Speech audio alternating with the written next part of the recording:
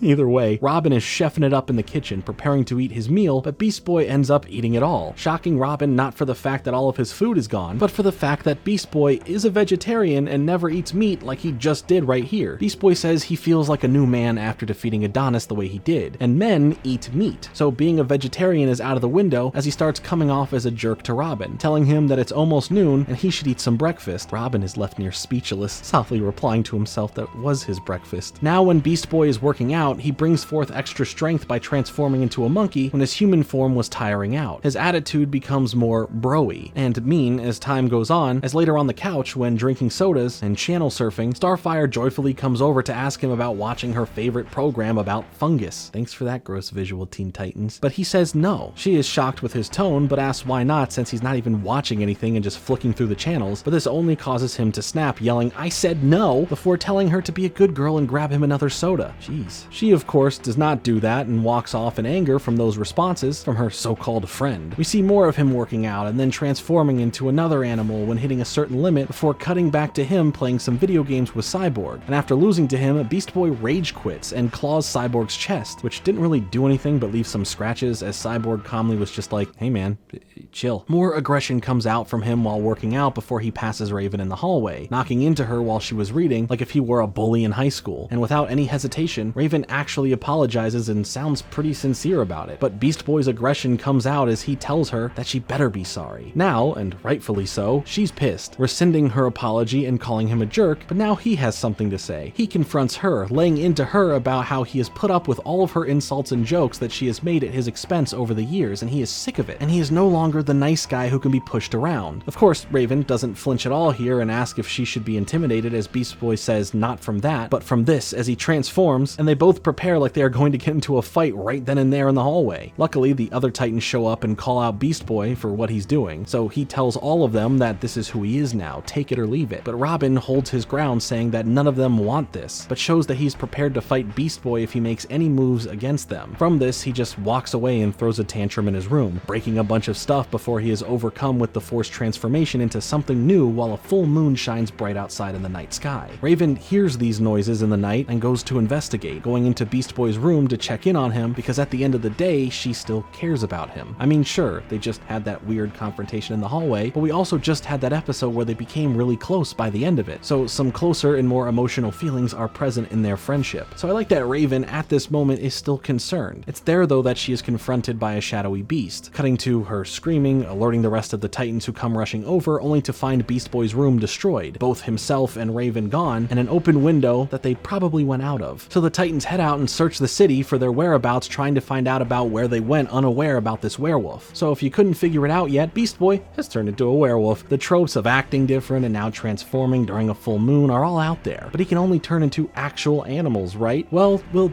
get there in a moment. Chill. The Titans follow all of the clues that they can find that lead them to a sewer entrance, as they all head down to find their answers. After tracking Raven's signal, they reach a dead end as they find her tracker, while having multiple pathways to go off from, splitting up to search for Raven. And Robin isn't worried about Beast Boy at the moment, as he is very suspect that the cause of this is stemming from him. Eventually, Cyborg finds Beast Boy's belt, calling back to the others as together they end up finding the newly transformed Beast Boy as he stands in front of them as this towering beast holding a passed out Raven in his mouth by her cape, shocking the others. This turns into a fight between them that eventually results in this werewolf form of Beast Boy being defeated as he transforms back into himself and wakes up in a state of confusion with his clothes all ripped up and weirded out by everyone staring at him. Later that night, they are back at the tower as they are monitoring Raven's vitals, seeing that she is in this special trance that is focused on healing her as Beast Boy feels the shame and guilt when realizing that he is the cause of this. We know how he truly feels about Raven, and to now have potentially hurt her, that could break him. He can't can't come to terms with the fact that he would do that as the others claim it to be true, as they tell him how they found her, dangling from his teeth. He claims that to be a lie, yelling back at them as Robin menacingly looks at Beast Boy, asking him to keep his voice down, as after a moment, Beast Boy pulls back his anger and realizes something isn't right, asking what's going on with him. Cyborg pulls up some information from his DNA that traces things back to the chemicals that spilled all over him at the lab at the start of the episode, and how that has made things unstable, explaining his transformations happening when working out, his rage and attitude being so aggressive, his appetite changing, and ultimately him turning into a werewolf. At this moment, all of the panic hits him regarding Raven, seeing that she isn't moving and stuck in this state, hating himself for causing this. Robin asks for more details about what happened, but all Beast Boy remembers is that after the hallway argument, he went to his room, got angrier, and then there were claws, a scream, and then his memories end, only coming back to himself after the sewer fight. Robin keeps poking him for more information, and Beast Boy just can't remember anymore. So all that this constant pressing is doing is making Beast Boy get angrier, as Robin threatens that if there isn't more detail, then he has to assume the worst and put Beast Boy in jail. Which, dang Robin, chill. Like, at the end of the day, I understand the tactic, but he is really putting that pressure on Beast Boy here. This was all in the efforts to bring out the werewolf again to see the vitals and understand this whole thing more, with Robin stopping the others from getting close, while Beast Boy warns the same before completely transforming again. As the Beast, he notices Raven on the table and rushes over to her as the others think that he is going to attack her, so they try and stop him from getting to her. As they all get into another fight and seemingly can't fully stop him, we get this funny moment where Robin thinks he's going to take him down, even saying a cool line about the Beast going to sleep right before being hit by him and ending up being the one on the ground. Maybe you don't have to have some quip to go along with every attack there, buddy. The Beast now breaks out of the tower and runs back into the city as Robin and Cyborg chase after him while Starfire stays back to guard Raven just in case. There is a moment though when Cyborg gets to confront the Beast first, aiming his arm cannon at him and saying that he doesn't want to do this and that he knows the real Beast Boy is in there. Then, as the Beast, we see his emotions change, and it's almost like he's trying to communicate somehow with Cyborg to a point where Cyborg starts lowering his weapon. But then Robin comes through and chases him away further, getting a chance to hit him with an attack as he apologizes for having to do this. Now, we don't see the attack hit him, we only see it from a cityscape shot that a small explosion happens, and we hear the whimper of the Beast assuming he was hit directly. From the screen, we cut back to Raven, who now wakes up from her trance, uttering Beast Boy as her first words as Starfire is there to comfort her waking back up and telling her that he's not there to hurt her anymore. But to Starfire's surprise, Raven explains that he didn't hurt her, he saved her, confusing Starfire as to what he could have saved her from. So now the plot thickens as we cut to the Beast still being okay after Robin's attacks, running through the sewers until Cyborg and Robin catch up to him and confront him. But as he starts approaching them, again in a similar way to how he was trying to speak with Cyborg earlier, Robin and Cyborg seem ready to fight back, but shockingly behind them, another werewolf-like beast appears, as this is what Beast Boy, as the Beast, was trying to warn them about. The two of them get into a massive fight, confusing Cyborg and Robin over there being two of them now. But luckily, one of them is green, so we know who's who. Yeah, that one is Beast Boy right there. After it seems like Beast Boy is going to lose, he gets back up and is able to defeat the other Beast, tapping into all of the strength that he has from this new power. In the end, they both transform back into their regular forms, with Beast Boy getting helped by his friends, while we see the other werewolf was actually Adonis, the only other character who got the chemicals spilled all over them in the fight from the beginning. To get some answers, we cut to later that night where Beast Boy is outside of the tower, staring into the water from the rocks, a calming place for him that he now comes to, holding onto that soft spot for Terra that's always still going to be there, a small and untalked about little detail that I find sweet. As Raven comes over to see him, he asks to confirm that he's not the one that hurt her, just to make sure since he can't fully remember anything, as Raven confirms that what happened that night was Adonis, as a werewolf himself, came to attack Beast Boy. But when Raven went to go check on all of the noises, she was attacked by him as well, and not Beast Boy. So he technically did go out to save her, even while he was in this new form. The horrible feelings he has about it all are still there as he apologizes for being a jerk, acting the way he was and saying the hurtful things that he did, while Raven gives him the excuses for it all, saying that it came from the chemicals changing his DNA, that his actions weren't his own, and that he is all cured now, so it's nothing to worry about. Beast Boy doesn't fully accept this though, mentioning that regardless of it all, the Beast, that rage, it all still came from somewhere deep inside of him, something he feels conflicted with. He still feels that the Beast is in there, and it just won't go away. Raven interrupts as she sits down next to him to say good. She is glad that the Beast is still there inside of him, as she tells tells him that if it weren't for that beast, she may not have been okay or here at all right now. Then she hits him with a line about having that beast inside of him doesn't make him an animal. Knowing when to let it out is what makes him a man. Like, holy moly, where did that come from, Raven? You're really saying some deep stuff to Beast Boy without poking any playful fun at him. This is really sweet and something that he really needs to hear at this moment. This does snap Beast Boy out of his sad state to claim that his new name should be Beast Man instead. But even Raven knows what they are having here is special and tells him not to ruin the moment. As we pan away for the end of the episode, he tries out one more, saying Beast Dude as Raven groans in annoyance. A perfect way to end the episode and what we get to see of this moment with them together. I love how this episode explores the relationship between Beast Boy and Raven, with how Beast Boy interprets her poking fun at him when at the end of the day, she does have a great deal of care for him. When Beast Boy is rude to her, she apologizes in the hallway first, not poking fun at him, as this was a private moment between them rather than something in front of the whole group. And even after he snapped at her, she is the one to go in and check on him that night, concerned for how he's doing or what he's going through, putting herself in the immediate danger. She's the one at the end to come to him to make him feel better, to thank him for saving her, and to give him some actual love and support. Even in his rage throughout the episode, the werewolf side of him came out from a place of protecting her. We can see that he had no intentions to hurt her when they first found him, only protecting her, thinking that the others were enemies trying to get to her, or being like, hey guys, look, big misunderstanding here. That level of care and protection is what makes their relationship here so much more special. That rage comes from a similar place, specifically at the start where he feels picked on by her, thinking that he is only seen as a punching bag when he just wants a little bit of respect. He wants a crumb of niceness, a praise once in a while, and some form of support from her as a friend, and from possibly more based on how they both may feel about each other. It's Beast Boy. He wants to look cool, not like a fool, so when he was pushed to his limit and let his rage snap at the start, and then the chemicals came in to mess with things, that rage and his true feelings came together to create a true beast that will never harm the one thing that can tame him. It's really sweet. There's a lot of little details and moments to really dig into here, and I just love watching their level of closeness grow, all while giving Beast Boy an episode about him going through his own form of growth, not only for his new extremely strong power, but working through his feelings of being pushed around, dealing with the rage and come out realizing who he is. I love it. And in a lot of ways, this is kind of showing him going through his own form of puberty. But whatever happened to Adonis? Is he still going to be a werewolf? Did they give the antidote to him as well? Guess we'll find out someday.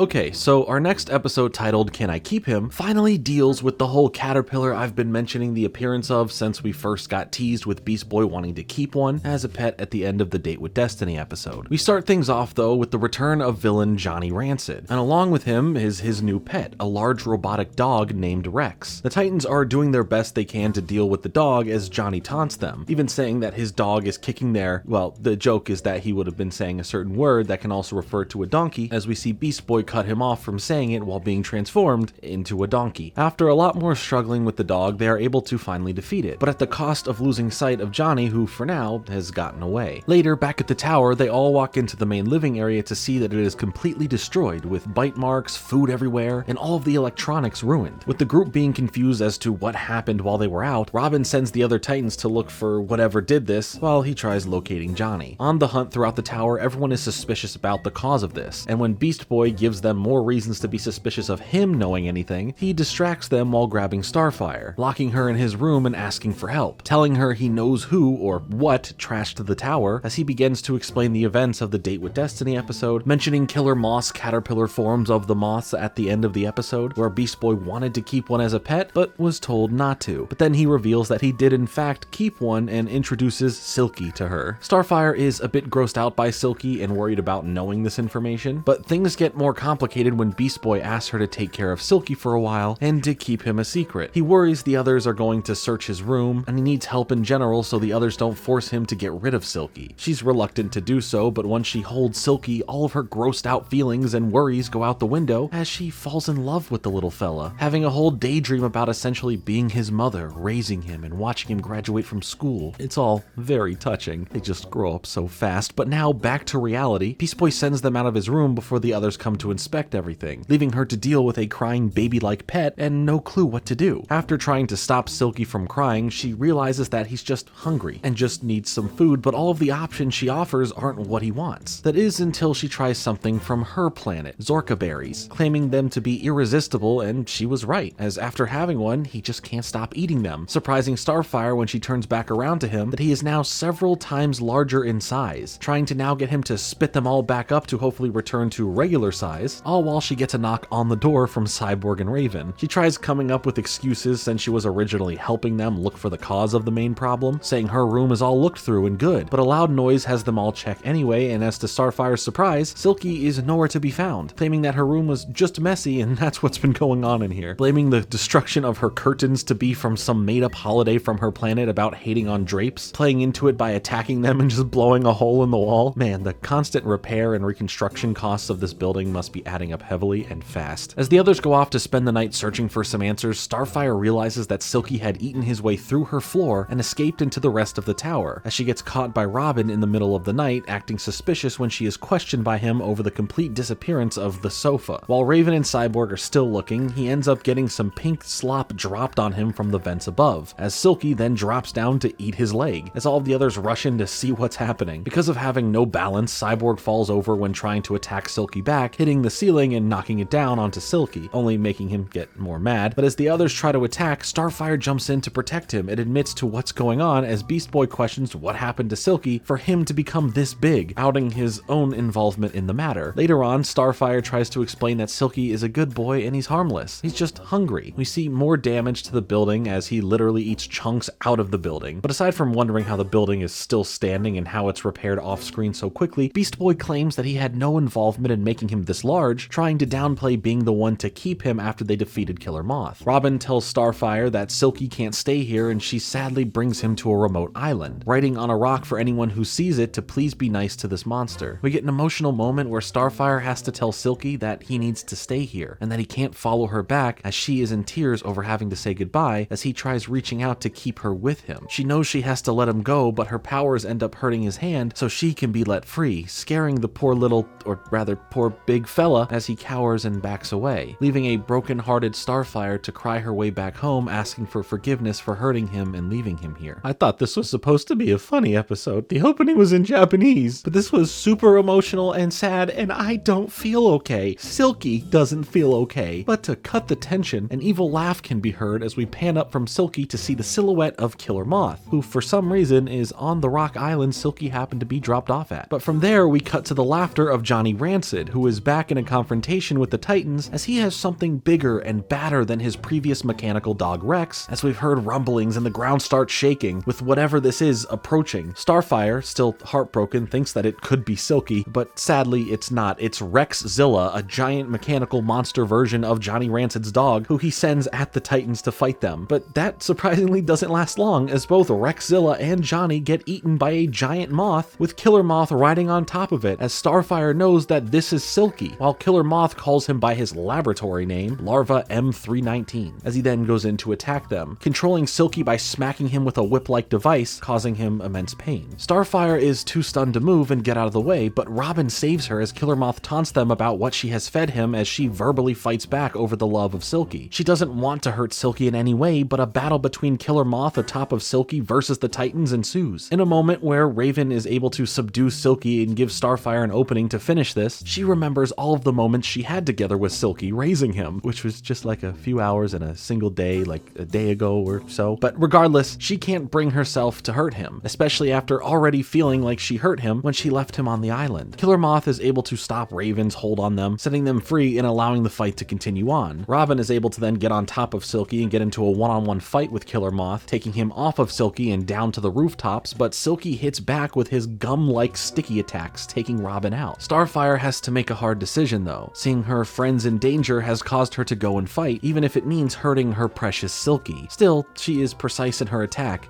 aiming it perfectly to hit Killer Moth as he falls to the ground, but not before using his whip to grab on and shock Starfire, slamming her into the ground as well. Silky lands in the middle of them as Killer Moth demands that he returns to him, and Starfire lovingly calls for him to come to her, showing that she doesn't want to hurt him and is offering love while Killer Moth is being demanding and only causing more pain to him. The two then get into a battle of who can call him over properly, or even Killer Moth is trying to change his tone and call himself his papa. Silky then flashes back to so many scenes in his head, both good and bad, regarding his creation and time with Killer Moth, and then his life more recently with Starfire, making any decisions hard for him as he begins to panic. He then explodes into a gelatinous carcass of bits, releasing Johnny, who had been eaten not long ago, and covering the area in chunks of whatever you want to classify this moth material as. Starfire breaks down over the remains of her poor Silky, thinking that Silky is no longer, and that anything she had done has caused Silky to end up nothing more than a splattered mess in the streets of the city, when all she ever wanted was to take care of him and give him love. This sadness and moment of something that could be seen as pretty morbid if you really think about it is broken up by the sound of Silky's crying, where Starfire runs over to find a regular-sized Silky, all safe and sound and excited to see her, just as much as she's excited to see him. In the end, he was just molting, and now he's okay once again. And with the day saved, I guess, Robin says that Silky can stay with them now. Worried about what to feed Silky, he just ends up eating all of the pink goo that he was spitting out and that was fully inside of him. Starfire starts eating that as well, realizing that it tastes just like those space berries she fed him last time, as the rest of the Titans just get grossed out and then all head home. I feel the same way. I like that we see both Johnny Rancid and Killer Moth tied up and just ready to be brought in for their crimes without any acknowledgement. It's silly. This whole episode is silly, and it doesn't have too much logic here put in it, but it does have a surprising amount of heart in it. So you won't take away something important from the series outside of the team having their own little pet mascot, Silky. And for that, it was all worth it. Oh, you look so cute!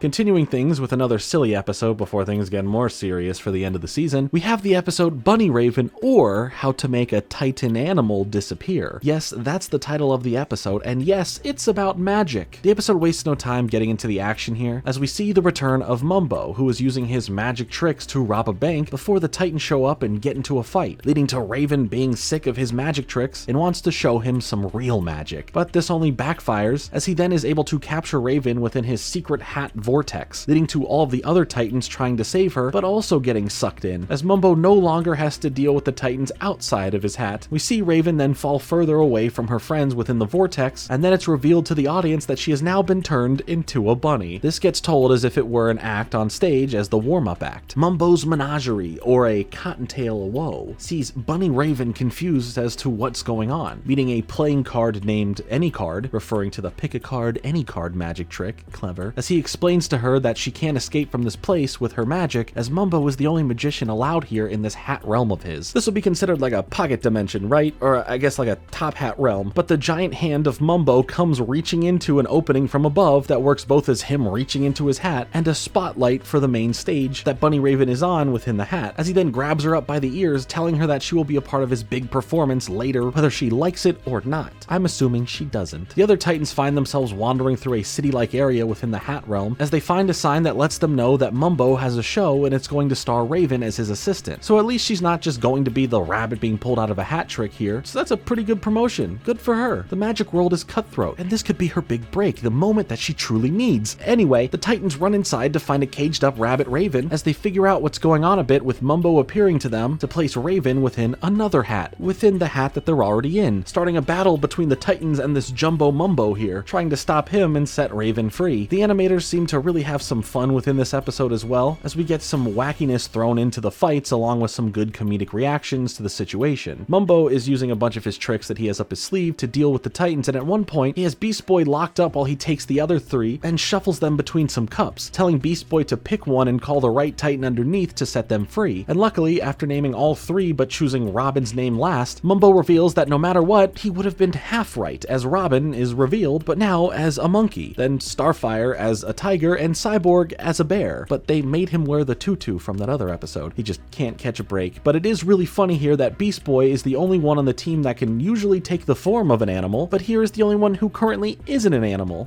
Just saying. And Mumbo realizes that he can't do much to Beast Boy because of this, so then he turns him into a lamp. With the Titans pushed aside for the upcoming show, we get a Looney Tunes-esque background as Mumbo comes over to reveal that he has moved on from the opening act and it's now time for the dress rehearsal, a showdown with a showman, or Take My Powers. please, as another Mumbo pastes that title over it. The Titans all try and figure out their plan of action here, all not sure what to do, but at least Beast Boy can transform into different inanimate objects to find ways to communicate, as they end up finding a door that leads them back outside into the city-like area, only to be met with totally not Mickey Mouse gloves, as they find out all of their powers and gadgets are completely gone or nerfed. So this will be interesting. For now, we finally check back in with Bunny Raven, who is going back and forth with Mumbo over how he is able to do this, where she doesn't believe this is real magic, but merely an illusion like regular magic tricks are, and will figure out a way to stop it. But Mumbo continues claiming that this is all part of the fun, whether it's smoke and mirrors or not. If you perceive the magic is real and it feels real, then it technically is, as he then pulls off one of her bunny whiskers to prove the point with her being a bunny, because she felt that. The others don't end up doing too well in their fight against the gloves, leading to them being captured and forced into whatever this upcoming show will be, as we see another sign card come up saying that we are at the showstopper, Mumbo the Musical. As the next sign reads, the Titans number is up. Mumbo has all the other Titans gathered and prepares them for their role in the show, as a Muppet version of Mumbo praising his greatness comes by to let him know that the show is about to start. This kicks things into a musical number where Mumbo sings about what's going on and ultimately revealing that his plans and final act of the show are to make the Titans disappear. And I must say, Tom Kenny here, who voices Mumbo, never disappoints. The song itself is fun, the performance here is great, and the episode is even more enjoyable for it. Now it's time for the grand finale, and with the show underway, Mumbo is preparing everything, as we see that the grand finale even has an "or" title, with it being "or can the Titanimals bring down the hat?" which is something that I wanted to point out because part of the title of this episode was calling it Titan Animals, where it's just both words without the space in between, where here it's the two words combined to make Titanimals, which sounds way better, and I don't understand why there is this odd discrepancy, but I figured I'd point that out. Now, all I am thinking about is Danimals and how the Sprouse twins were crushing the alien. I crushed the alien.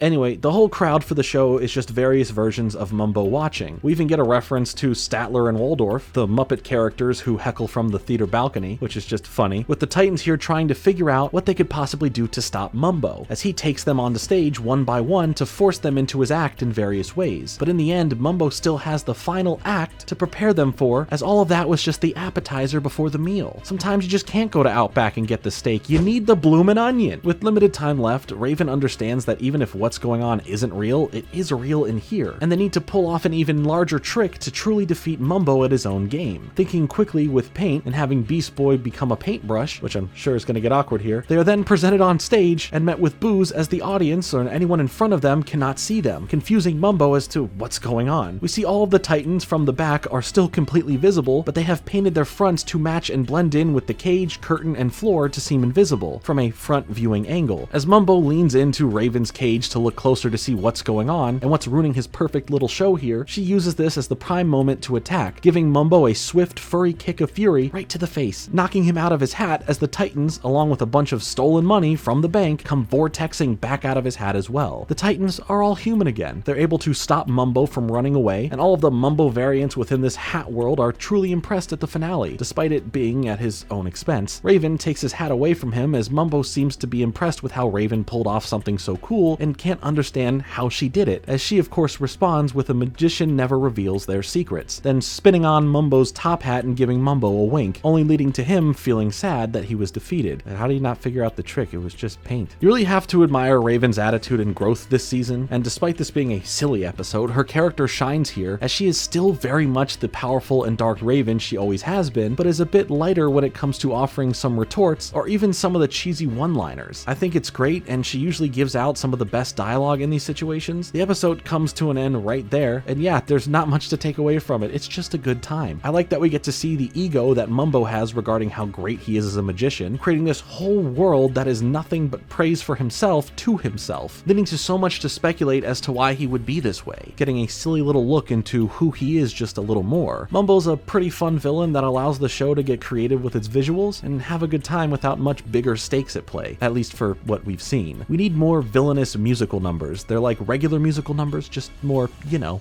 evil. Oh, hello, friend who I am missing ending already! Now to get to the end of Season 3, we have yet another two-part special set of episodes, with the first episode titled Titans East Part 1, and tying things back around to the whole connection between Cyborg, where he feels he belongs, and Brother Blood, and where his next set of plans will take things. We start things off with Brother Blood overlooking another city called Steel City. Could he be wanting to steal it for himself? Is the name reminiscent of the steel-like body Cyborg has? Do these questions matter? The answer is no, but he talks to a set of followers all hidden within cloaks and robes, as he plans on rebuilding his Hive Academy here, but he needs new students. So he commands a chained-up student to go and recruit for the school, and tells him to start with the one that got away, his biggest reason for not sleeping well at night, Cyborg. This new character is someone we'll get to meet briefly in a bit, so let's talk about him shortly. For now, we catch up with a cheery Cyborg going for a drive in his car as he sings to himself a remixed version of the Teen Titans theme song, where he sings, "When there's trouble, you know what to do," as he then proceeds to yell Cyborg instead of saying Teen Titans. So technically, I guess there is another version of the theme song to add to all of the variations that I discussed in the first video. He continues to change up the lyrics a bit while he's driving, and it's nice to see him just having a good time and feeling good about himself, because I'm sure things are about to get very intense for him soon. We see a call between the other Titans and Cyborg take place that starts catching us up to speed about everything, as we see that Cyborg is on a cross-country trip in order to deal with this whole Brother Blood saga, as Bumblebee and Aqualad have tracked down his whereabouts to Steel City and are establishing a new Teen Titans squad over there called Titans East, and Cyborg is heading over there to help set them all up in their new tower, along with going there for other personal reasons of wanting to deal with Brother Blood. This is pretty cool, as it helps establish for the average viewer that the main Teen Titans group is based on the West Coast, and now they would have another sector of the Teen Titans going and dealing with other crimes and bad guys out on the East Coast. We also see, in addition to Bumblebee and Aqualad, that Speedy, who we saw back in the Winner Take All episode, is part of the team. And I'm sure things will be somewhat awkward between him and Aqualad, since their fight where Speedy won in that same episode. And then we see this plus and minus sign, which is a new character, or set of characters, that we will meet shortly, named Masi Manos. So it's cool to see that little teaser for who we will see, and giving the audience a quick refresher on what had happened last time with Brother Blood, and where we are going now with the story. Cyborg seems to be pretty excited over leaving his Titan group for a bit to go and help this new Titan team get their feet off the ground, as his feelings of where he belongs has been something conflicting him for a while, and a change where he has a chance to be a leader himself, while technically still being under the orders of Robin to go to Steel City and get things started up. While this is supposed to be temporary, this will definitely give him that taste of freedom a bit, and a chance to hopefully shine without the weight of Robin's orders on his back, especially for a mission related to something that is this personal to Cyborg at the end of the day. He's technically just there to help them get set up, more so than to stick around and help figure out the whole Brother Blood situation per the orders given, but we all know how this is going to go. When he arrives at the new Titans East Tower, it's barely put together, it's dark, and it seems like no one is even there. Cyborg then overhears an argument that catches his attention to the others being here, as we see right off the bat that Speedy and Aqualad aren't getting along too well, as Aqualad told Speedy to go and get lunch, and he returned with fish tacos, and is mad that the fish could have been his friends, and he can't eat that, as Speedy doesn't really care and continues eating them anyway. Then we see the new characters of Masi Manos coming in all fast, as they're going to get some food before Bumblebee, who seems to be trying to set things up on her own, comes walking in and isn't happy with the laziness here, and sees no help being offered from the others. Speedy and her get into an argument over who gets to call the shots around here, and it's easy to assume that Speedy could be the leader chosen here, as he was Robin's equal when we first met him, planting the idea that, oh, he could fit the role of being a leader somewhere, if that were an option. As they all start bickering at each other, Cyborg interrupts, breaking the tension for the moment, as Aqualad greets him while he gets a chance to meet Masi Manos, these identical twins who only speak Spanish, as they are supposed to be the more comedic duo here, with all of their reactions and chaos that they're causing. Their name translates to more and less in English, and they were new characters created for the show that ended up in the Teen Titans comics. Aqualad explains that they can only move really fast when they are touching, and explaining that they are from Guatemala, and translating everything that Cyborg couldn't understand and keep up with. We get a brief introduction to seeing Bumblebee and Speedy again, but let me properly talk about Speedy for a moment here, since I don't think I really got to dig into him as much when we first saw him. Speedy is a character originally from early on DC Comics, before we get the iteration of who we see him as now. His first appearance dates back to 1941's More Fun Comics issue number 73, as the character would originally serve as the sidekick to Green Arrow. Throughout his comic history, he has had other origins explained, and has bounced around in different comic series where some he could be referred to as Red Arrow, and some where he does in fact join the Teen Titans. In the early 2000s, another character named Mia took over the role of Green Arrow's sidekick and was also referred to as Speedy. She would also eventually join the Teen Titans for a bit, funny enough, but Speedy has a long legacy throughout DC, and while he may not have had the most notoriety, it's cool to see how this iteration of him in the show maintains those original certain qualities that he had. Cyborg does the best that he can to join in and help them all put together the tower, but it doesn't take long for the others to get in the way of one another, causing more problems, slowing down the construction of the building, and in fact, making things more damaged and falling apart than they were before. Cyborg calls them all out over it not being about the tower at all, being a stress or a pain or in the way. It's them, it's their team. They aren't a solid unit yet, and don't know how to all work together properly. Luckily, or unluckily, this awkward moment of reflection is ruined by Cyborg getting an alert about some villain causing some problems, which is now where we get to meet Steamroller, as the Titans East come in to save the day, with Bumblebee taking the reins as leader of the group. She steps in to deliver some quips, but she is interrupted by all of the other Titans, minus Cyborg, who zoom past her to go in and attack without any cohesion, and not letting someone properly lead them. So this will go great, I'm sure. As they are getting beat up and really just getting in each other's way with their attacks and weapons, Steamroller ends up holding down and trying to connect to Cyborg. Definitely not good stuff, whatever is happening through that transfer cable there. I mean, it's red. That's the universal sign for things not being good 9 out of 10 times. But Cyborg manages to get free while all the others are putting the blame on one another, as Cyborg now gets the chance to step up and be that leader, to help them actually work as a team and prove to himself further that he does possess those leadership qualities. Due to his quick thinking, he has all of the members use their abilities to their most effectiveness, having Bumblebee and Speedy knock Steamroller down, as the twins use their speed to pull up molten fire from the factory that they're at to coat Steamroller in it, as Cyborg then has Aqualad use his water abilities to wash him down, creating a hardened rock prison to stop Steamroller, as they all celebrate a job well done. Or is it? Steamroller's job was to connect to Cyborg to download security codes to the new Titan Tower, and he successfully did that. See, I told you red means bad, and that information has all been given to Brother Blood, as he wants to take the tower for his own and make it the new Hive Academy. I mean, he did say last time that Cyborg owes him 2 bases for him destroying them, so at least he's potentially getting one back. Steamroller, by the way, is a pretty cool robotic villain here in the show that was used for a very specific purpose, but the origins of the character are pretty hilarious. I mean, are you scared of an everyday construction worker guy on a steamroller? Well, he ran over Superman, so you better be. Brother Blood continues preparations and looks to recruit more students in the meantime. As far as the new Titans East team, they all start truly working together under Cyborg's leadership, being able to get the building construction back underway and in a much better spot than it ever was in. In fact, I like that it has its own distinctive look away from the main Titans tower, and it also has that signature Cyborg look to it, making it that much more special. Cyborg is even thanked for all that he has done, as they admit to not being able to start coming together properly without him, which should just feel so nice to hear, being appreciated and respected by his peers. It's just really nice to see. He even makes note that he got to install things that Robin would never allow, like a disco ball complemented by disco lights and music, and as things seem to start being really nice here, Robin calls in to check on Cyborg's progress, as he lets Robin know that it's all set up and they are ready to start dealing with Brother Blood stuff. Robin, however, tells Cyborg that going after Brother Blood is not his mission. He was sent there to set things up, and he needs to let them handle Brother Blood, as he needs to come back as Professor Chang has escaped from prison. Cyborg isn't too happy about this, but he starts to follow through anyway, packing up what he brought with him and getting ready to drive all the way home, until all of the Titans East members come out to stop him, not wanting him to leave and have decided that they would like Cyborg to be the leader of the Titans East and that they need him here. Before he could even say yes or no, the security systems lock them inside the tower, as those cloaked and robed followers of Brother Blood surprise them all. But even more surprising is that when they all get into a fight, Cyborg attacks with his arm cannon, only to be hit back by one of the faceless enemies using the same attack. As the team is confused, they are able to uncover who or what is under all the disguises, revealing an army of cyborg-like robots, only making Cyborg angry as they are not just like him. He can't be cloned. He's one of a kind. As he then uses that energy to truly fight back, being able to take down some of them as they need to make a break for the tower systems to get everything fixed. The robots continue to pour in around them, showing how outnumbered they are, with Cyborg trying to be a leader and assuring them that as a team, they will be okay, but they still aren't great at the whole team thing just yet, all splitting up down different hallways while Cyborg is left to fight the bulk of them. But down the hallways throughout the tower, they all individually struggle to deal with the robots on their own, but Cyborg seems to be able to handle them with more ease, taking out one after the other as he makes his way through the tower. Even though it would be better if this was a team effort, Cyborg sweeps here, and it's pretty awesome to see how powerful he actually is. Brother Blood ends up confronting Cyborg when he's all alone, and even mentions that this tower is payback for the headquarters that he still owes him. Well, again, technically he owes him too, but if he forgot about that, don't be like the kid in school who would remind the teacher pressure of homework. No one likes a narc, except for Cart Narc. He's cool. Put your shopping cart back. Anyways, Brother Blood jumps into a fight with Cyborg as they discuss the fact that he did steal Cyborg's information to create his robot army and probably for other various things. All of the other Titans, however, aren't holding up too well, one by one getting captured by the army of robots, even Bumblebee, who gloats for a moment that the real Cyborg couldn't beat her, referring to their first encounter with one another, but then is quickly captured by the robots as well. As Brother Blood is getting the upper hand in the fight, he starts going into his obsession with Cyborg, fascinated to the point of being driven mad that Cyborg is the only one who has been able to truly resist his mind control powers. While some have been able to shake it off easier in the past, Cyborg hasn't been affected by it. So Brother Blood, who now knows all about how Cyborg works from the inside out, is determined to fix and really control Cyborg. Like, yeah, that robot army isn't too bad, but they aren't better, faster, or stronger than the original person that inspired them. As Brother Blood then is trying to dig into Cyborg's chest to get to his circuits to figure out the main reason for why this all is, Cyborg builds up his power and hits him with a blast from his chest, sending Brother Blood flying backwards and giving him a chance to get to the tower's security interface, resetting it to come online properly and recognize that there is an intruder, opening up an arsenal of blasters from the wall that target and shoot Brother Blood out of the window of the tower as he falls down below, into the water, onto the concrete, or rocks, who's really to say. But using that blast from his chest, Cyborg used all of his remaining energy in his power cell, causing him to pass out and shut down for the time being, only to be woken up when he's recharged to see that the other members of Titans East are all around him, praising him for his leadership in helping save the day. But didn't we see all of them get captured? Did anyone look for Brother Blood after he fell out of the window? Were all of the other robots defeated by the tower security systems? We don't know any of this. We don't know anything for sure, but something does seem pretty off here. But whatever. I'm sure things are fine. Besides, the other members are so nice to Cyborg. The twins try to repair his now broken disco ball, and they all want him to stay here as their leader of the group. Before he responds though, the leader of his Teen Titans group gives him a call to check in on Cyborg as he now begrudgingly answers. Immediately, Robin is questioning Cyborg about not being back home yet, but Cyborg pauses for a moment, looks back at the new Titans East, and tells Robin that he is home and that he has decided to stay here and be the leader of this Titans team. Robin is shocked, saying, "We need you," as Cyborg responds back with, "They need me more," ending the call between the two as Cyborg finally made up his mind and found a place where he feels he truly belongs, feeling a lot more at home with his new group of Titans, more so than back with his original team of friends. Without missing a beat, Cyborg then turns to the other Titans, telling them that their training starts in the morning, bright and early, before he walks out of the room, proud to be the leader of this team, proud of himself for making such a tough but personal decision, and excited for what the future here holds for him. But that might not be too good of a future, as after he walks out, Aqualad pulls out a Hive communicator, telling Brother Blood that the plan has worked and that Cyborg believes everything is totally fine, nothing to be suspicious of. As Brother Blood responds with praise to his new students here, as all of their eyes begin to glow red, and the scene ends in darkness, leaving only their eyes glowing, with the danger of what's to come in part 2 of this two-parter episode. See, things were too good to be true. There were too many unanswered questions, but Brother Blood had another plan in mind, the whole time. If you can't control Cyborg and shape his mind, then you need to control and shape the world around him, build the illusion of trust, and have that world be the thing that will ultimately get to him in the end somehow. Clearly, the other Titans here were captured, mind-controlled, and tasked with making Cyborg believe and feel like everything is all good and that Brother Blood is defeated, nothing to worry about. But he's not defeated, he is something to worry about. He survived, and is taking a similar page out of Slade's evil villain book. You know, aside from doing the whole tower infiltration thing by getting past Cyborg's security, he's secretly using all of the other team members as his own personal Terra. A Terra squad, if you will. 5 people may get that, 1 from each borough, and if you did, thanks for not making me feel too old. I promise I didn't make the connection to Terra here all for some big pun, but hey, what you gonna do? This is all a really good and exciting setup for part 2. Cyborg has just made a major life decision, moving across the country for an unexpected promotion, and is riding the high off the support of his team and the thought of defeating Brother Blood for the time being. But little does he know that all of that, aside from the team actually liking him outside of being mind-controlled, is all a farce. And with Robin in shock over Cyborg leaving, where does that leave the original Titans? How do they fit into all of this in the long run? Well, let's not wait any longer, let's jump into that.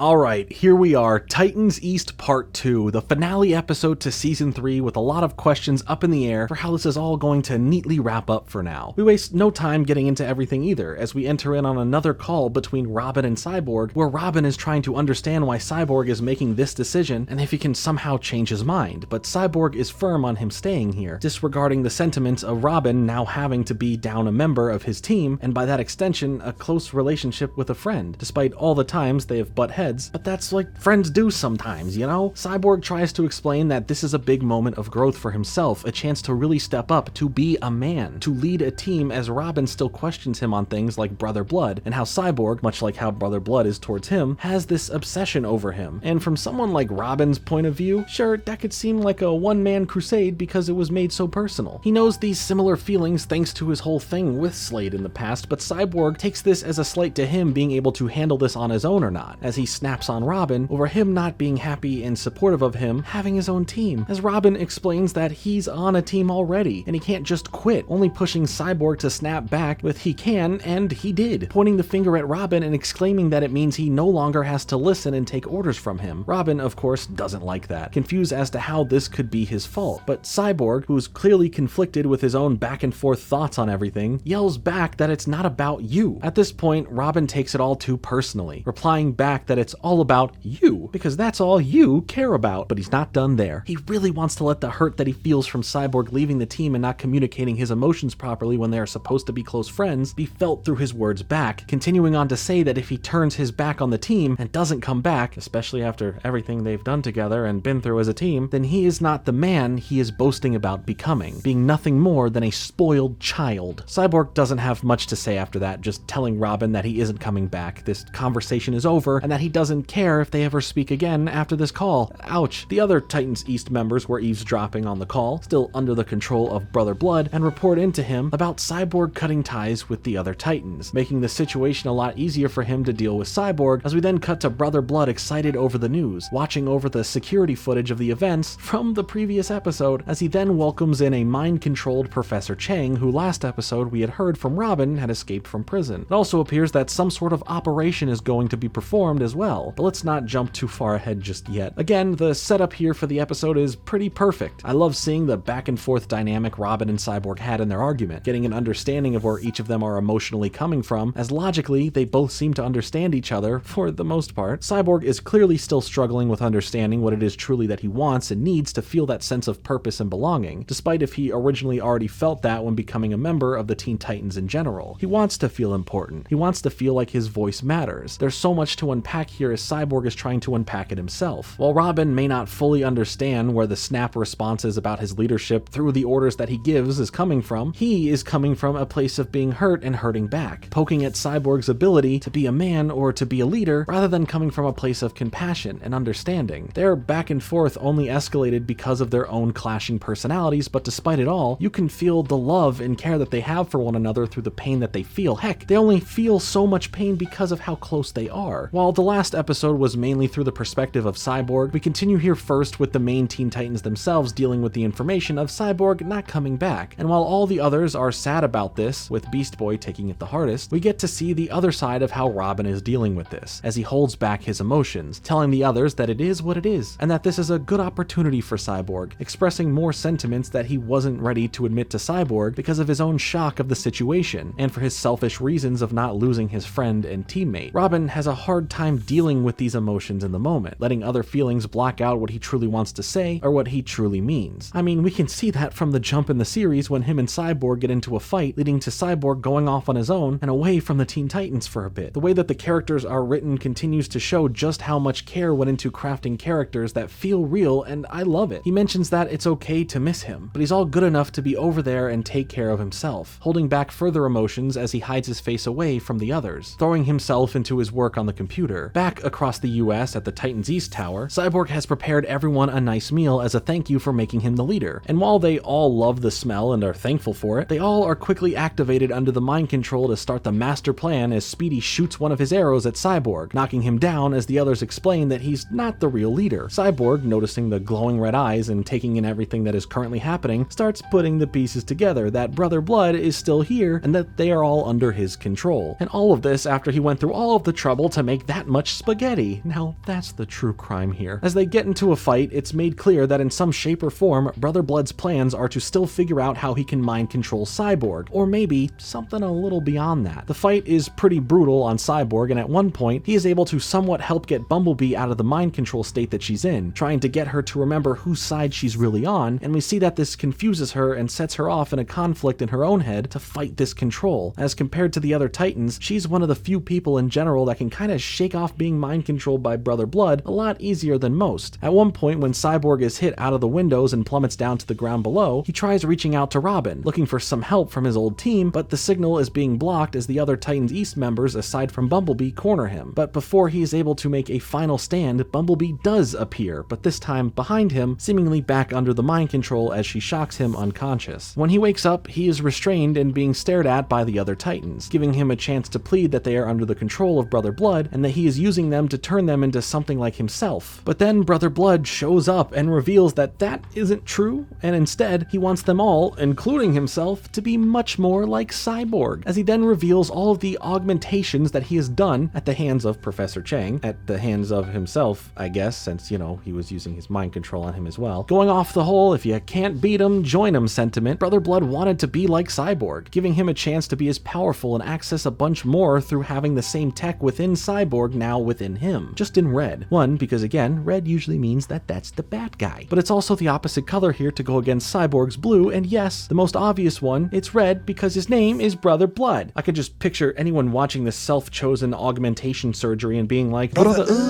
what's that, brother? His plan now is to use his newer and upgraded powers to control more students and increase that connection, mind control and power by augmenting all of them as well, thanking Cyborg for the help and making this possible through his technology. Very similar in setup to our last encounter with Brother Blood, where Cyborg was made to feel all of this guilt thanks to his technology being used for evil purposes. On top of that, his obsession with Cyborg is at an all-time high. Yeah, I mean, the augmentations he willingly had done to himself to look like Cyborg, making him feel like a stand to an M&M, should tell you that, but he wants more. He still wants to understand why Cyborg himself can resist the mind control, so to do this, he's going to have the other Titans here take him apart bit by bit to see how it all works. Moments before they start ripping into him, the original Teen Titans show up to save Cyborg and face Brother Blood, but he's a bit more ready to deal with all of this, having a backup plan for every backup plan that he already has set for another backup plan. You gotta admire the work ethic here. He threatens that if he can't get to Cyborg now, then he will just have to take the Titans East members and experiment on them for now, disappearing from the room with all of them as the main Teen Titans get locked within a singular area, as Starfire then rips off Cyborg's restraints, setting him free, as Robin tells him that they received a message from an old friend, as Cyborg wonders how they even knew about this when his signal was jammed. They did end up getting the message, luckily. It was just really jumbled, but manageable to understand enough that Cyborg needed them, and they didn't hesitate to come have his back. Cyborg, though, isn't doing the best mentally for all that has happened, feeling a bunch of self-pity over his leadership skills, feeling like a failure for barely being a leader for a handful of days and having already lost his entire team, but Robin tries to reassure him that there is still time to save them all, as he hasn't lost them just yet, which helps get Cyborg on board with following Robin's lead, asking what the plan is, but Robin responds by saying they're all following Cyborg's lead, finally offering the words he truly wanted to hear back in that previous episode, telling Cyborg that this is his mission, it involves his tech, it's his enemy, and if anyone is going to know how to deal with Brother Blood and deal with his tech being used, it's going to be Cyborg. For now, he is made the leader of the mission at hand to guide the team, and uses his knowledge of building this building himself to help them all get out of the sealed room, as they all sneak around the tower now trying to reach Brother Blood and the other Titans East members. They notice the robot cyborgs patrolling the area, as Raven says that they didn't break the mold when Cyborg was made, which is so out of pocket, like, chill Raven, it was so messed up that no one responds to it. But to try and get past the robots, he tells the others that his robotic eye can't see in low ultraviolet, assuming that the robots would have the same eyes. So he then coats all of them in a shifting of blue colors to make them appear invisible, but only to the robots, not to themselves. This does end up working and allows them to progress further past all of the other robots, while in the meantime Brother Blood has Professor Chang prepared to start working on all of the other Titans East members like he did to Brother Blood. He acknowledges that he is willing to break a few eggs to make an omelet, explaining that not all of them may survive the experiments here, and that if any of them develop the resistance that Cyborg has to being mind controlled, they will be deactivated and studied to see why. All of this in the efforts of creating the perfect mind controlled students who can't break free from his mind control no matter what. At this moment, Bumblebee almost breaks free of the mind control before promptly being put back under it, but in this distraction, Cyborg comes rushing in to take on Brother Blood once more, more, but Brother Blood disappears himself, sending out his mind-controlled students to fight the Titans instead. As they all line up to brawl one another, Cyborg tells the other Teen Titans that they should still go a bit easy on them. Even though they are mind-controlled, they are still his friends, and that they are still Titans, and the goal here is to save them. The fight is pretty fun, and it's cool to see a bit of a rematch between Robin and Speedy since Winner Take All. Plus we see that the team-up work of Robin and Cyborg specifically is still amazing, showing off how greatly they do work together no matter what. Just like in part 1 where Cyborg led Titans East, calling out what each one of them should be doing that led them to be successful in the end. He does the same here with his original team, giving them specific orders to help them win the fight for now. But the battle isn't truly over as Brother Blood reappears, grabbing Cyborg and disappearing again with him privately so that they can go be on their own, leaving both teams of Titans to themselves to fight one another some more. Now, on top of the tower, Cyborg and Brother Blood go at it in a one-on-one fight once more, where Brother Blood gets to show off just how even more powerful he is now, having who he already was before, but now also combined with the technology of Cyborg. At one point, Brother Blood cuts off Cyborg's arm, but this won't stop him in the slightest, dishing back all of the quips against the egotistical ones coming from Brother Blood. And the other Titans are not doing too well as their fight escalates with Brother Blood sending in all of the Cyborg robots to help aid in the fight with his mind-controlled students, as Raven then wishes Cyborg was there with them all. Oh, so you think you can make a comment like that in the hallway earlier and then still need Cyborg's help, recognizing that he's not just like the robots, he's better. Well, you can, it's all good. I'm sure he'd be great help here, but he's busy. The fight on the roof intensifies more and more with Brother Blood not holding back his full strength, tearing and ripping apart Cyborg piece by piece, exposing internal circuitry, cutting off limbs, and leaving Cyborg in pretty rough shape. Brother Blood claims this as a victory, summoning all of the Titans now held in the air, kinda hitting a T-pose, and referring to them all as Cyborg's fellow students, as he tells Cyborg that he should have taken the original offer given to him back when he infiltrated the Hive Academy, saying he could have made him a man back then, referring to both the whole Cyborg wanting to feel growth and becoming the embodiment of a man, as well as the original offer from Brother Blood being that he would give Cyborg the ability to be completely human again, being a man instead of part machine. Also, why summon all of the robots in the other fight if you were just going to grab everyone anyway, literally moments later? Regardless, Brother Blood starts digging into Cyborg's circuits, needing to know how and why he can resist. But Cyborg pulls one of the only things he's able to do left, switch the power here into his favor, as he explains that the machine side of him isn't the side that actually is resisting like we were led to believe, literally shocking Brother Blood back away from him as he claims that it was his spirit that's unbreakable. So I guess all this self-augmentation was a complete waste of time. Congratulations, you played yourself. This spirit of his is so strong that it not only can resist Brother Blood's powers, but now he is glowing blue in opposition to Brother Blood's red glow, being able to pull his technology used to build the other robots towards him to put himself back together, which is essentially just regeneration here, and that's really freaking cool. As he now towers over a shocked Brother Blood, he tells him that he doesn't need him to make him a man. He already is one. Brother Blood is no longer a match for Cyborg's Super Saiyan-like strength now, as Cyborg then crushes his hands, defeating him and setting free all of the other Titans from both mind control and from floating up in the sky anymore. In the end, Beast Boy wonders if Cyborg can tap into that power at any time, but Cyborg claims it to be a one-time deal, claiming that because Brother Blood was trying so hard to get into his head that somehow he was able to get into Brother Blood's, being able to use a bit of those magical powers to defeat him. Both sets of Titans show appreciation to one another, as Titans East will stick around as a group to deal with any and all criminals in Steel City, and make sure that Brother Blood stays locked up. But now, in the case of what Cyborg is gonna do, Robin thinks that Cyborg is just gonna stay, offering a goodbye for now, but Cyborg joins where his original team is standing, telling Titans East that he does already have a home with the original Titans, but appreciates them all and tells them they already have a leader, referring to Bumblebee and saying you just have to listen to her, which they weren't at the start of part 1. Everyone seems to be excited over this as we cut to a private moment between Robin and Cyborg, where he asks Cyborg what made him change his mind, with Cyborg opening up about how he has felt, thinking that he was missing something, trying to find out what would truly make him feel like a man. And in the end, he did learn one thing from Brother Blood from throughout this season that he just understood now, and that is that he's not missing a thing. He already has everything he needs back home, as the two friends share in a moment of being back together again. To end the season, the other Titans come barging in as Beast Boy yells out road trip, as Cyborg offers Robin a ride with him in his car, as the Titans in both their vehicles now head out over the water. So what you're saying is that this isn't a road trip anymore, it's now a flight. Plus, if you're heading over the water, wouldn't that mean you're heading to Europe instead of back to the West Coast?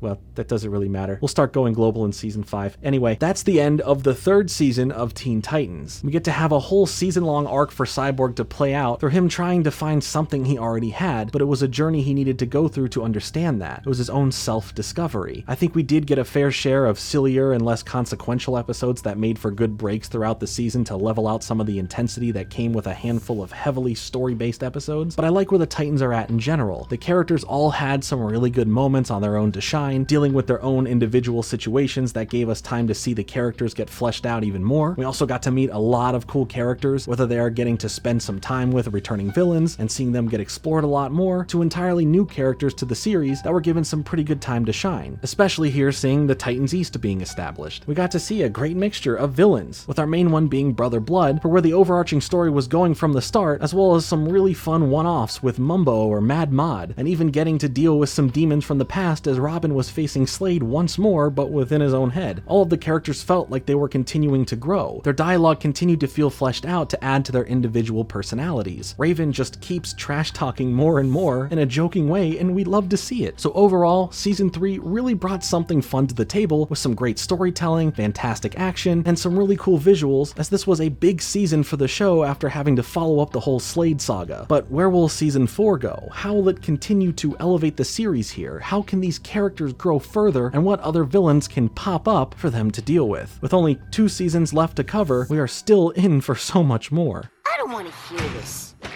So there actually is a lost episode for Teen Titans. A lost episode situation can happen to any show for a number of reasons, whether it be something like censorship, recent tragedies, or after all, Made and Ready, the network just doesn't approve of it. Plus many other reasons, of course, but Teen Titans did manage to have a lost episode, and in a unique way, no less. So the reason I am talking about the lost episode of the show right now is that it apparently takes place between some of the final episodes of the 3rd season. And regardless of being a feature in the Teen Titans movie Trouble in Tokyo DVD, and originally being a special online advertisement for watching the series through Postopia.com, a website created by Post, the consumer brand, yeah, that one, that housed a bunch of flash games in relation to their products aimed towards kids, where the real-life products like cereal would have codes that gave you Post tokens to use on the site. But this isn't a deep dive on Postopia, maybe another time, but for now, let's talk about the lost episode in general. Unlike the main episodes from the series, this episode that is literally titled The Lost Episode is only around 11 minutes long, being half the length of a normal 22-minute episode of the show. Some cartoons do this regularly, fitting 2 11-minute episodes into one episode to hit that 22-minute runtime, but it is interesting that Teen Titans just has this random extra episode that is as short as it is in comparison. So let's see what this shorter tale in the world of Teen Titans has to offer. If it at all has some time to add to the series, or if it truly feels like a random tossed aside extra that feels like you could skip it, and you're not really missing anything if you never knew about it. When we start the episode, we see this classical music concert that a large theater of fancy people are enjoying. But things go horribly wrong when from the rafters above, a villain by the name of Punk Rocket, a new character made for the show itself, appears, and things are probably not going to be too good. He's not a fan of this type of music being played, and he's got to do what a punk rock villain from the UK has got to do, and that's crash this performance and start playing the sounds of chaos on his guitar as it shoots out these visible sound waves that are powerful enough to not only ruin the whole concert, but also go up against the Teen Titans. Speaking of the Titans, we cut to them hanging out in their tower. Robin and Cyborg are just playing some video games, Raven is reading a book, Starfire is cooking, and we even get to see Silky there too, how nice. So the episode at least is after his episode, where the rest of the Titans find out about him, let him ultimately stay there as a pet / mascot of the group. Beast Boy ends up coming into the kitchen blasting some music on his boombox, only annoying the others because of how loud it is. Beast Boy only wants to make it louder though, choosing to plug it into the main power source of the tower for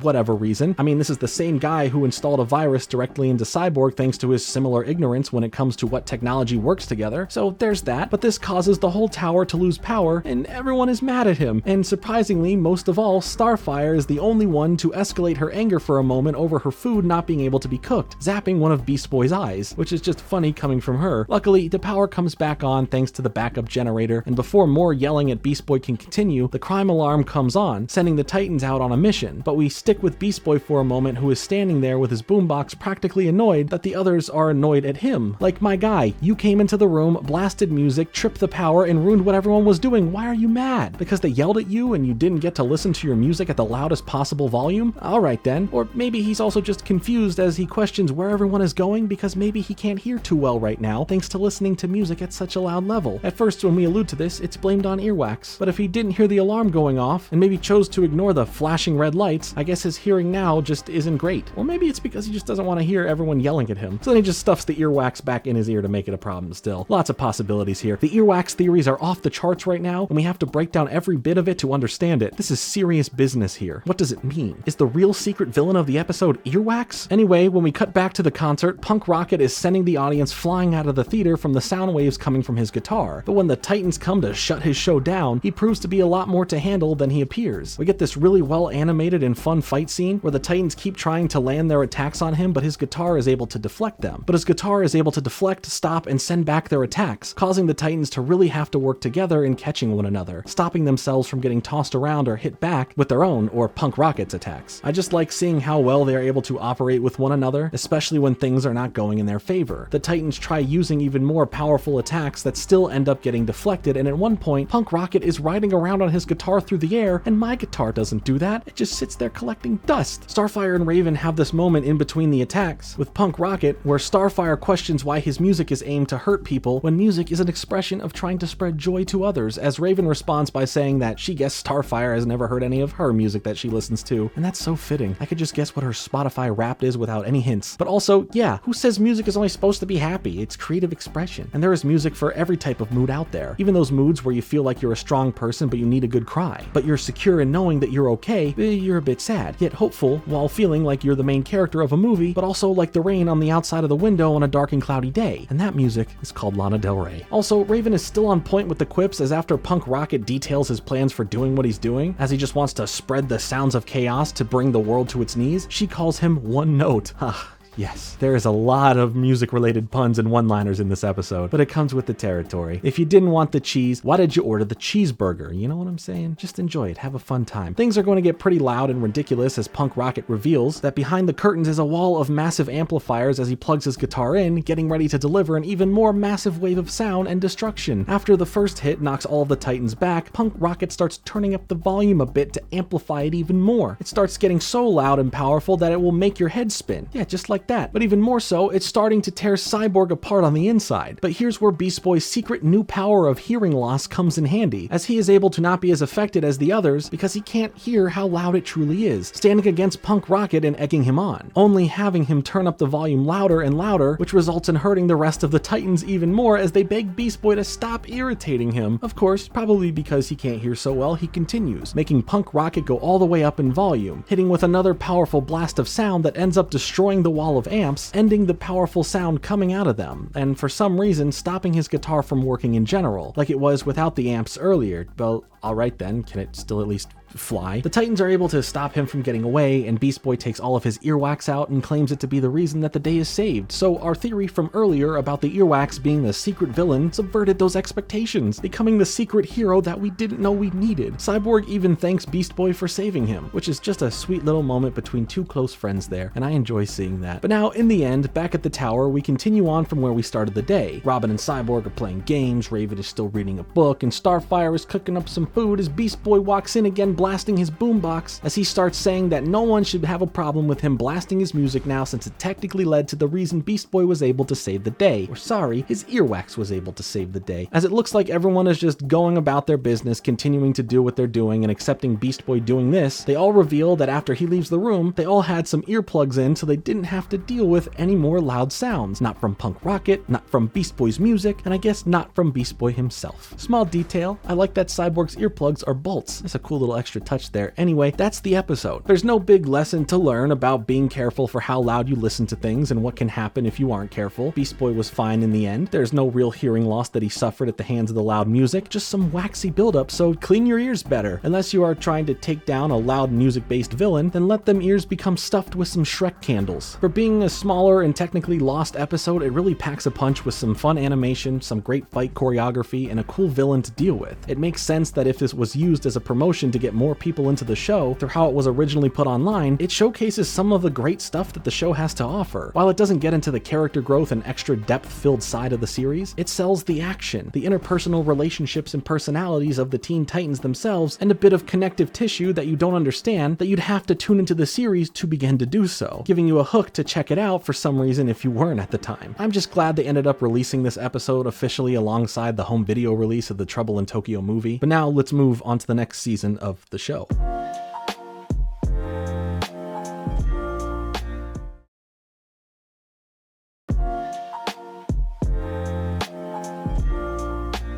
TV rots your brains. The first episode to start off Season 4 has a pretty fun title, with that being episode 257-494, which is the actual production code number of the episode. And here we bring back a villain who had a small part a while back in the series. This season wastes no time getting into it either, as it seems like you're receiving a transmission from none other than Control Freak, who has assumed control of the airwaves and is going to take over the programs that you are watching. This then shows us that it's Beast Boy watching this transmission on their TV, as he concerningly turns around to tell the others that something is going on here. What makes this different here than what we've seen previously for opening up a season of the show is that this is one of the more sillier episodes right off the bat. Instead of instantly giving you something that builds into the ongoing plot or gives us the usual crime-fighting action, we get something a bit more focused on the weirder and fun side of the series. Beast Boy's alert to everyone has them come rushing into the room as he explains, in his Beast Boy way, what he had just witnessed. Also, there's a little Soto reference again with the sketch in the background throughout Beast Boy's retelling of the events. That's just kind of cool, but in fact, this whole episode will have you being like Leo in Once Upon a Time in Hollywood because of all the parodies and references that you'd be able to pick out. But I am getting ahead of myself. Beast Boy continues on and tries to show that Control Freak has taken over the television, but when he does this, the TV seems completely fine, as the others just think he's seeing something because all he does is watch TV and it's rotting his brain. Robin explains that Control Freak is in jail and remembers in his last episode in the show that they ended up taking his remote. But right on cue, the TV switches over to the news, and what they saw they almost couldn't comprehend. There truly is no rest for the wicked, as Control Freak has escaped from prison, and side note, his prison number that he holds up here, 257-325, well, that's actually the production code for the first appearance that he was in the series from Season 2, with the episode Fear Itself. And I love Easter eggs like that, especially being on brand for what the title of this episode is. Beast Boy is a little justified here, as everyone springs into action right away, heading out into the city to find where Control Freak is broadcasting from to take him down before he is able to harm every single person tuning into their TV sets. Once they figure out where to head, we actually see a familiar location in Cook's Electronics, featured in the episode Car Trouble where they fought Overload in. But it would have been cool to see them return to Videodome where we first met Control Freak. Either way, it's cool to see these reoccurring places, making it feel more lived in. But when the Titans arrive and are walking through the store, they are greeted by different TV shows and movie parodies playing on all the different TVs on display, as they recreate some iconic lines somewhat that fit the moment as we pass by them. As they end up getting distracted by this, at one point, Control Freak pops up to scare them and lets them know that they won't be able to catch him. He explains that he isn't hiding, showing that he is here with them but inside of the TVs themselves, running from scene to scene in front of every program. Starfire calls him a dork. That's not relevant, but it just reminds me of Spyro 2 Ripto's Rage, when Allura calls Spyro a dork. I'm a fawn, you dork.